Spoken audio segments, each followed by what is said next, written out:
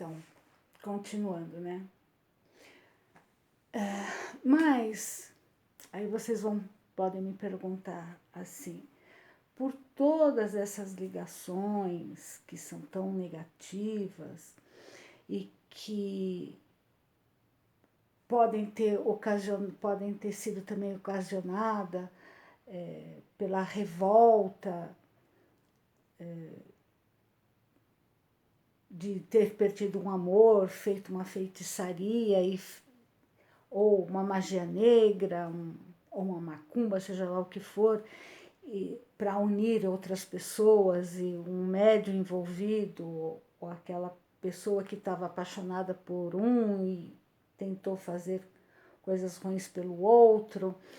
E isso também é uma ligação sexual, maléfica. Sim, tudo isso, gente. Então, são várias coisas que nós nos envolvemos por causa dessas energias sexuais, que são as paixões. Né? As paixões, elas nos levam a uma irracionalidade muito grande e a vontade de apenas querer saciar o nosso desejo. E aí são colocadas essas pessoas na mesma família e a pessoa tem, porque está escrito que alguém tem que passar por uma coisa horrorosa dessas.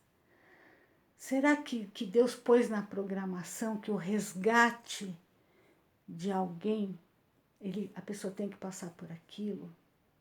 Não. E isso jamais. O que faz com que alguém possa sofrer isso na infância ou na vida adulta? Né? Esse tipo de violência sexual terrível. São justamente essas energias que muitas vezes elas não foram praticadas apenas em uma única encarnação, em várias. E que atrai esse outro tipo, né? Esse tipo de espírito encarnado e desencarnado para praticar isto, né? E aí aquela pessoa, aquele espírito encarnado, acaba sofrendo, porque atrai, né? Praticou de uma forma ou de outra lá no passado e acaba atraindo aqui.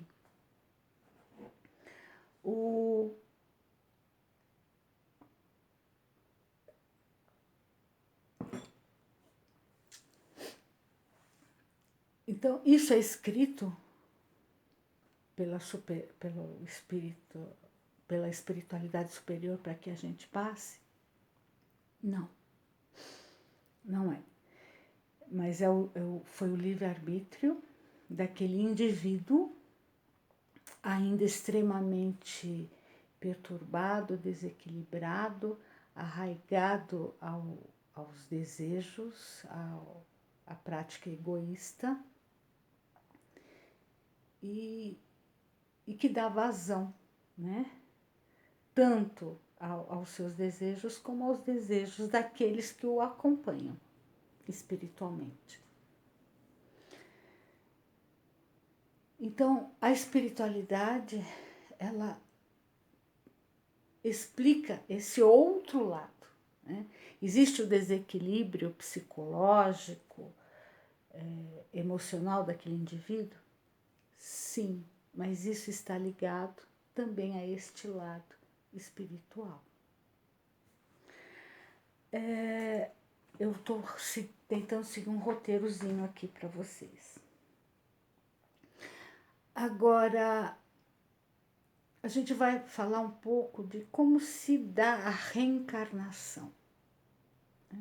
Então, a reencarnação, ela geralmente ela é feita pela espiritualidade superior. Existe uma programação muito bem feita, né? Minuciosa. O espírito, antes de reencarnar, ele vai para um setor especializado em reencarnação, onde ele se preparará para aquilo, fará cursos em relação até a conexão com o seu mentor espiritual. Então, tudo é muito bem planejado. Só que hoje, aqui na Terra, né, no nosso planeta, a espiritualidade inferior também adquiriu este conhecimento de como programar, fazer uma reencarnação. Todas as vezes dá certo? Não, nem todas as vezes dá certo, mas algumas dá. Mas como Jesus deixou, se Ele que comanda tudo? Deus pode permitir uma coisa dessas? Porque a partir do momento em que esse espírito ele reencarna, ele tem uma probabilidade de evolução, né? Ele pode modificar a programação que a espiritualidade inferior fez para ele. Ele terá o seu livre-arbítrio. Ele poderá, né, até reencarnar numa família onde vai existir um espírito ali que terá acesso a ele e despertará nele coisas boas, sentimentos, amor, e aquilo o ajudará a se desligar daquela programação e ele partir para um outro rumo. Então, tudo é feito com a permissão de Deus. Infelizmente, existem espíritos encarnados e desencarnados que acham que isso que é uma vitória única e exclusivamente sua, mas não é, né? Se não for com a permissão de Deus e do nosso governador planetário Jesus, isso não acontece, né? E existe também uma possibilidade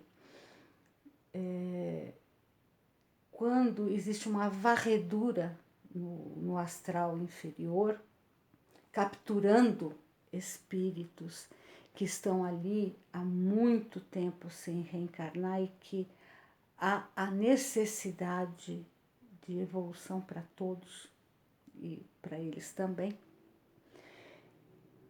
E essa espiritualidade superior coloca esses espíritos em reencarnações compulsórias, ou seja, eles não participam dessa programação e eles reencarnam de uma forma totalmente inconsciente. Então, eles são resgatados ali, são adormecidos. Muitas vezes essa programação é feita em horas e eles reencarnam. Mas como é feita uma programação em horas desta forma? Porque existe exatamente esse tipo de acontecimento, né? De violência sexual ou de relações abusivas, de relações intempestuosas, de relações nessas festas, em orgias, dessas relações nessas pancadões, bailes funks, jovens que se drogam e têm relações e não têm nem consciência do que estão fazendo. E a espiritualidade, tanto a espiritualidade inferior, que ela vai utilizar sempre dessas oportunidades, sempre. Ou a espiritualidade superior acaba também utilizando deste momento, mas com espíritos que têm ali ligações para que eles possam adquirir o quê? O amor, né? O elo de amor entre eles. Então, por isso, o aborto, ele nunca é aconselhado para nenhuma oportunidade. Mas Rosemarie é uma criança num corpo, é um espírito antigo e comprometido num corpo de uma criança. Nós não podemos jamais esquecer disso. Nenhum pai, nenhuma mãe, nem avós, nem tios. Quando nós estamos tutores dessa criança. Toda criança, ela já vem com suas virtudes e os seus defeitos, né? E é necessário lapidá-la. Por isso existe a família para isso. E aquele espírito que está ali, né, ele foi concebido desta forma tão violenta ou inconsciente, né, em outros casos. E se ele é um espírito também trevoso, vamos dizer assim, comprometido, como vai dar oportunidade a um espírito desse? É justamente, é uma ocasião maravilhosa para dar esta oportunidade para este ser, para que ele possa se modificar.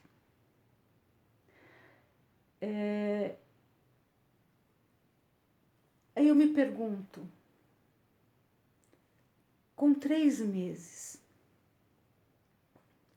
será que não seria possível este ser ir até os 5, 6 meses, ser feito uma cesariana, e esta cesariana, né, ir para uma incubadora e ter uma oportunidade de sobrevivência? O suporte psicológico, porque, gente, não importa o trauma, ele foi feito.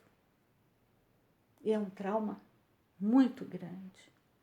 Isso não vamos discutir em relação a isso, todos nós sabemos. Mas o trauma que uma mulher passa também através do aborto, querendo ou não, esta consciência ficará, ela será ali, lá na frente, lhe será cobrada. Nenhum juiz da terra, né, nem o juiz, Deus, ele não é nosso juiz. Nenhum espírito superior nos julga. O nosso maior e mais frequente